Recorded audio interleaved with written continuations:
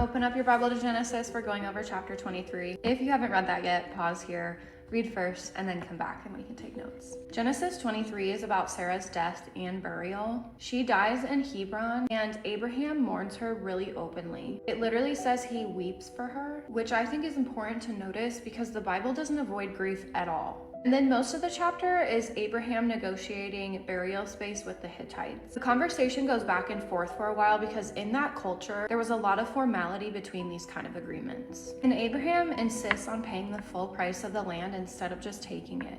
So he ends up purchasing the cave of Machpelah, which becomes the burial place for generations later on. And that's actually the first piece of promised land that Abraham legally owns. One thing you'll notice here is how long the chapter spends on the land transaction itself. Like the names, the witnesses, the field, and the cave itself. All of it is recorded very carefully. And I think part of the reason they spent so much time is because this land matters later on in the Bible. It becomes tied to Abraham's family line and God's promise moving forward. You also see Abraham acting very intentionally throughout the whole interaction. He is grieving, but he's still patient, respectful, and intentional throughout the whole process.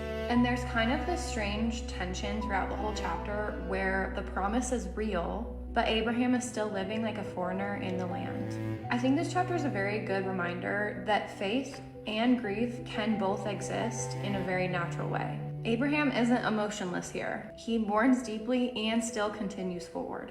And honestly, life looks more like this chapter than a lot of the big moments that people usually reference from the Bible. Conversations, loss, paperwork, practical decisions, and somehow God is still working through all of that. And I think there's also something meaningful about Abraham refusing shortcuts here. He could have tried to leverage status and pressure people, but instead he handles everything very transparently. That's it for today. If you want to deep dive into the chapter, check out the next post. I'll see you in the next video.